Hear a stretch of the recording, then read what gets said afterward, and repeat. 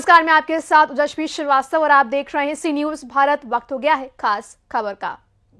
आज बागेश्वर धाम प्रमुख धीरेन्द्र कृष्ण शास्त्री ने आदिवासी समुदाय को बेहतर ज्ञान प्राप्त कर सके व आदिवासी शब्द की जगह अनादिवादी कहकर उन्हें संबोधित किया। साथ ही बतलाया कि इस समुदाय को पूरे भारतवर्ष में विदेशी ताकतें लगी हैं कि ये हिंदू धर्म छोड़कर हमारे साथ मिल जाएं, जिसके लिए ये तरह तरह के जादू टोने के साथ प्रलोभन भी देते हैं। जबकि हम सभी ये जानते हैं कि जब भगवान रामचंद्र जी वनवास को गए थे तब इसी समुदाय ने सबसे पहले भगवान का साथ दिया था। इनको आगे लाने के लिए हमारे द्वारा एक टीम गठित की जाएगी जो देश के सभी आदिवासी समुदाय के बीच जाकर साथ कथा करेगी और सभी को ज्ञान का प्रकाश देगी ताकि ये समुदाय भी आगे बढ़कर संपन्न हो सके। वहीं धाम पर पहुंचे बागेश्वर धाम विदिशा के हिंदू प्रहरी संगठन के अध्यक्ष सौरभ सिंह राजपूत शिष्य मंडल ने मीडिया को बताया कि हमारी टीम महाराज जी के आशीर्वाद से सनातन एकता पदयात्रा का आयोजन कर रही है जो विदिशा से बालीजी धाम मेघांव तक जाएगी, जिसमें यात्रा के दौरान भंडारे का आयोजन निरंतर जारी रहेगा, जिसको लेकर कमेटी के सदस्यों ने सभी सनातन प्रेमियों से यात्रा में शामिल होने का आह्वान किया है। आइए सुनते हैं महाराज धीरेन्द्र कृष्ण शास्त्री ने और क्या कहा।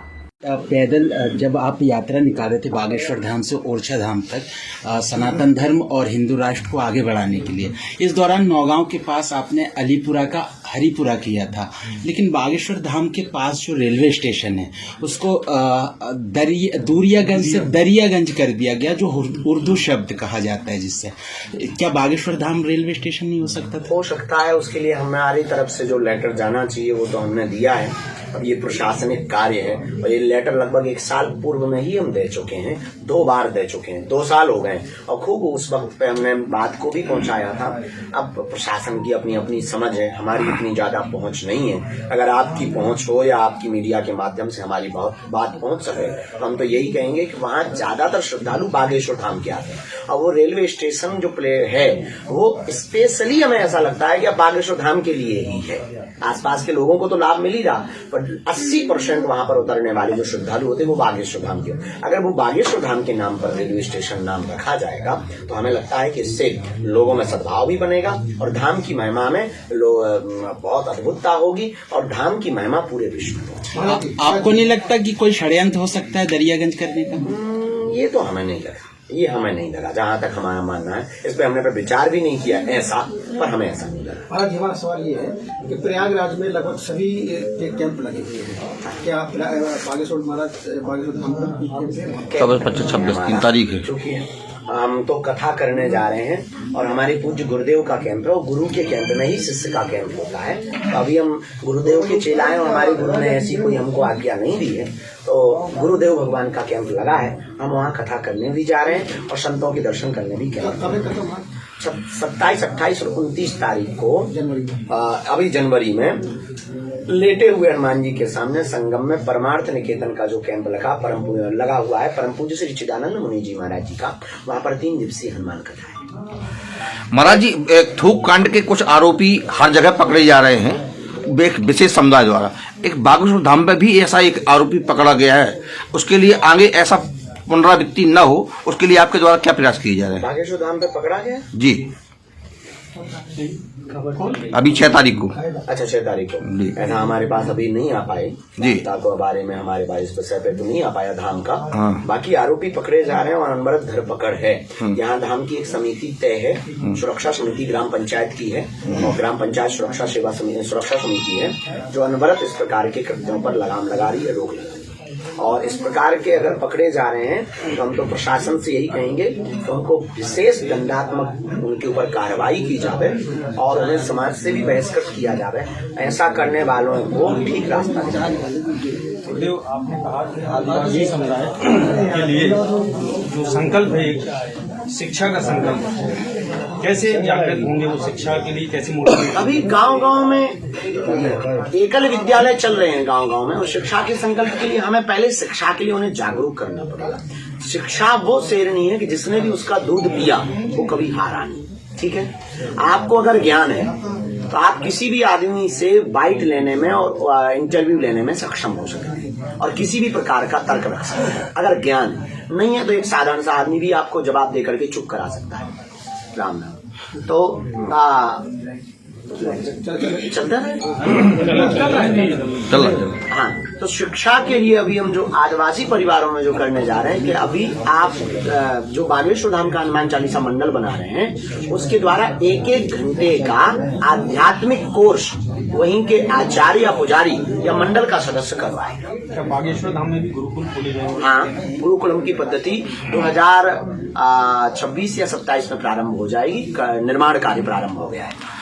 गुरु जी आपके छत्तीसगढ़ में लगातार जिस तरीके से लोग नक्सलवाद बढ़ रहा है, तो जो आदिवासी परिवार है वो नक्सलवाद की ओर जा रहे हैं, उनको कैसे रोका जाएगा? कितनी चुनौती है कि ये नक्सलवाद हो? क्यों आखिर है? क्या आप भी छत्तीसगढ़ में काफी रहे हैं, काफी जगह गए हैं, लोगों से मिले हैं? इसके पहले एक हत्या हुई थी, वहाँ उसके परिवार में आप खबरदार भी गए, क्या आपने देखा है? क्या आपको एहसास हुआ है कि क्यों ऐसा हो रहा है? देखिए, वो ये लोग बहुत सरल होते हैं, बहुत सहज होते हैं।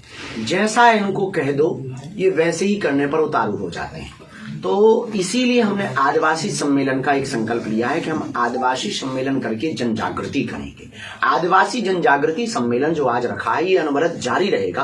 पूरे देश में हम इसको करके समस्त देश के आदिवासियों को एकत्रित करेंगे। यही लोग उनको समझाएंगे, वो परिवार के लोग हैं, उन्हें बताएंगे कि आप देश के खिलाफ मत जाओ, आप समाज के खिलाफ मत जाओ। नक्सलवाद, गृह युद्ध ये देश के लिए सबसे बड़ा कैंसर नामक रोग है और हमें भरोसा है कि सरकार अपना कार्य करेगी, उससे भी रोक होगी और उससे भी ब्रेक लगेगा। और धाम की टीम और यह आदिवासी जन जागृति सम्मेलन जब जगह जगह होंगे तो वो भी नक्सली बनाने में रोक लगाएंगे, इसमें किंचित मात्र भी संदेह नहीं। क्या बागेश्वर धाम का संकल्प हो गया है कि नक्सलवाद को खत्म करेंगे? एक तरफ सरकार भी चैलेंज कर रही है कि भाई नक्सलवाद खत्म हो।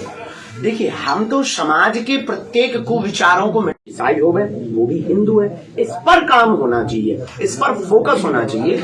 लेकिन हम जा रहे हैं, हमने प्रण ठाना है, वहां पर हम एक कार्यक्रम कर रहे हैं, उसका संकल्प है हिंदू जगाओ, हिंदुस्तान बचाओ। जो सैफ अली खान पे हमला हुआ है उसको क्या मानते हैं? जो सैफ अली खान पे हमला हुआ है वो बांग्लादेशी है, उसको आप क्या मानते हैं? देखिए, हुआ तो गलत हुआ है, पर अब हम उस विषय में हम क्या कह दें? जो हुआ है वो शायद पकड़ा भी गया है। नहीं, वो बांग्लादेशी है, घुसपैठिया है। गलत है, वो तो उस पर बोल ही चुके हैं कि उनको घर वापस करो, जितने भी है उसको भर क्यों, जितने हैं उन सबको करो। और हमारी न्यूज देख कौन रहा? महाराज जी, प्रयागराज में एक विशेष समुदाय ने अपना दावा ठोका कि ये जमीन हमारी है, यहाँ पर जो है कुंभ लगाया जा रहा है। तो 4-5 बार जवाब दे दिया।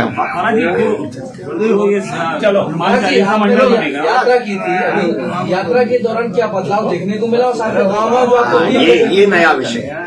पद यात्रा के बाद बुंदेलखंड के जिन 3 से 4 जिलों के अंतर्गत ये पद यात्रा लगभग 160 किलोमीटर की हुई, टीकमगढ़, निवाड़ी, छतरपुर, झांसी और बीच में महोबा भी लगा। ये 4-5 जिलों में सामाजिक, आर्थिक इसका बहुत व्यापक प्रभाव हुआ। पर जितना होना चाहिए उतना और करना है, हमें बार बार प्रयोग करना है। छुटपुट जो खबरें मिल रही हैं गांव-गांव में कि दलितों के नाम पर, हम इसके खिलाफ। ये जो भी राजनेता ठप्पा लगाते हैं ना कि ये दलित हैं, ये बिछड़े हैं, ये पिछड़े लोग हैं, हम इनके खिलाफ हैं। इस देश में ना कोई दलित है, ना कोई बिछड़ा है, ना कोई पिछड़ा है। इस देश में सब हिंदुस्तानी है और सब हिंदू। बस इस बात के हम पक्ष में। तो सामाजिक बहुत बदलाव हुए, आर्थिक बहुत लाभ हुआ, विदेशी लोग भी आए, भारत के कोने कोने के राज्यों के लोग आए, इससे टूरिज्म बहुत बढ़ा और इससे परिवहन मंत्रालय को भी बहुत लाभ मिला, होटल्स मैनेजमेंट वालों, होटल वालों को भी बहुत लाभ मिला। तो सामाजिक भी बहुत लाभ हुआ, आर्थिक भी बहुत लाभ हुआ। अब इसका आने वाले 4-5 साल में व्यापक विस्तार होगा, क्योंकि ये वो क्रांति है जो गांव-गांव में काम कर रही है। अब गांव-गांव में इस बात पे अब चर्चा हो रही है कि अब हम हिंदू हैं, अब हमें जातियों में नहीं बंटना। और किस प्रकार की सुविधाएं आदिवासी लोगों को आदिवासी जन जागरण के द्वारा आप देंगे? हम सरकार तो है नहीं कि सुविधा देवें, हम तो केवल जागृति कर सकते हैं विचारों से, क्योंकि हम बालाजी के सेवक हैं और धर्म के मार्ग में जुड़े हुए एक साधारण से सिपाही हैं। हम केवल विचारों से जागृति और शिक्षा के प्रति जागृति। कन्या विवाह विराम करना चाहिए। इस बार कन्या विवाह में मुख्य आकर्षण क्या है? कन्या विवाह में 251 घोड़े आ रहे हैं।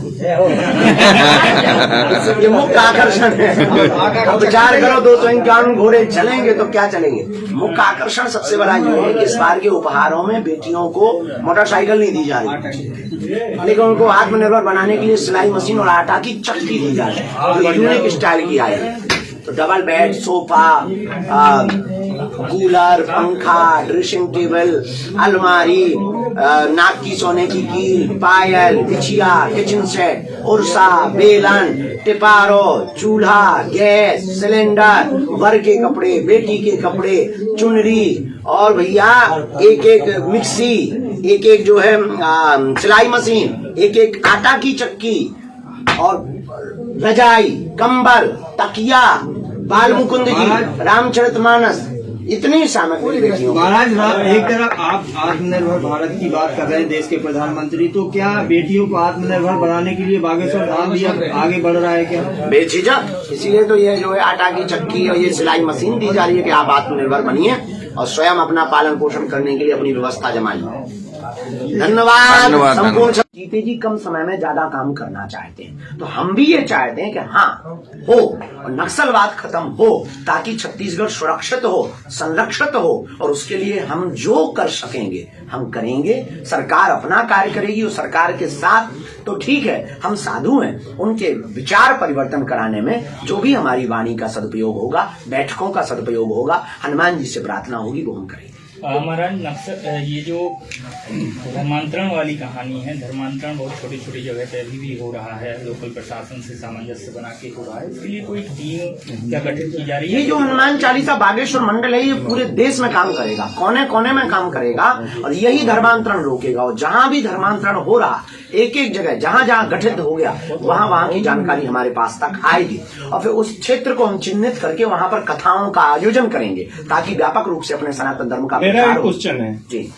जो सैफ अली खान पे हमला हुआ है वो घुसपैठिया है, इंडिया हो या आप भी हो, हिंदू राष्ट्र की आप भी कल्पना करते हैं और पूरा देश कल्पना करता है, लेकिन घुसपैठियों के कारण जिस प्रकार से हमला हो रहे हैं, इस पे कहाँ तक आप देखिए, भारत में एक सबसे बड़ी चुनौती तो हो गई रोहिंग्या और अन्य देशों के शरणार्थी।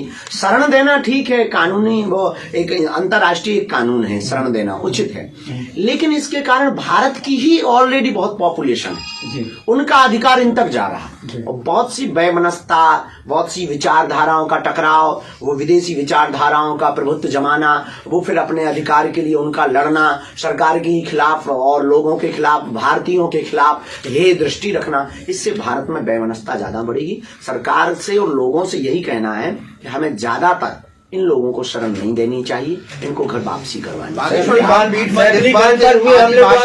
कन्याओं का विवाह का भी संकल्प रखा गया है, इसको लेके किस तरह से उनको जोड़ने का प्रयास किया जा रहा है? ये सनातन धर्म के लिए सबसे बड़ा विषय है, सबसे बड़ी चुनौती है हमारे आदिवासी परिवार। इसलिए चुनौती है क्योंकि वो सॉफ्ट टारगेट हैं हलीउल्लाह वालों के, और वो धर्मांतरण कराने में बहुत जल्दी से सफल हो जाते हैं। इसीलिए हमने इस बार कन्या विवाह में ये नया प्रयोग किया है कि 251 में 151 सब समाज की बेटियां, लेकिन 108 आदिवासी समाज की बेटियां। क्यों?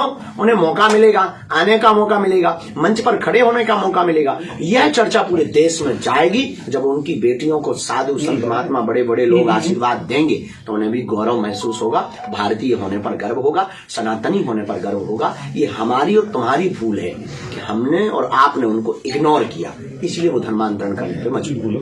महाराज जी, अभी कुंभ का वो चल रहा है, लेकिन कुंभ में किसी की आंखें वायरल हो रही, किसी का चेहरा वायरल हो रहा है, किसी का आईटीएन, कहीं कुंभ अपने असल मुद्दे से तो नहीं भटक रहा है? इस पर आप क्या कहना चाहेंगे? हम ये कहेंगे कि वायरल का विषय नहीं है महाकुंभ। ये जो भी चल रहा है हमें तो नहीं उचित लग रहा है, हम इसके खिलाफ हैं। महाकुंभ में तो वायरल का विषय नहीं है, महाकुंभ आस्था का विषय है, महाकुंभ संस्कृति का कुंभ है, महाकुंभ कल्चर को बढ़ाने का, कल्चर को समझने का, किसी को वायरल का नहीं है। हमने पूर्व में ही कहा कि रील के लिए नहीं, रियल के लिए जाना है। वहां भी जो ये जो 2-3 चीजें चल रही, कहीं ना कहीं वो मेन मुद्दा से महाकुंभ भटक रहा, चाहे वो किसी बच्ची के खिलाफ की कहा जा रहा हो, चाहे वो किसी व्यक्ति के खिलाफ या उसके पक्ष में या उसके बारे में। महिमा मंडन एक दिन कर दिया, बस हो गए। मेन जो महाकुंभ पर होना चाहिए विचार विमर्श, विचार विमर्श इस बात पर होना चाहिए कि सनातन कैसे बचेगा, हिंदुत्व कैसे जगेगा, हिंदू राष्ट्र कैसे बनेगा, और जो हिंदू नहीं है उनको घर वापसी कैसे कराई जाए जो धोखे से चले गए। छतरपुर से सी न्यूज संवाददाता कुलदीप सक्सेना की रिपोर्ट। फिलहाल इस खास खबर में बस इतना ही। देश दुनिया की तमाम खबरों के लिए आप देखते रहिए सी न्यूज भारत।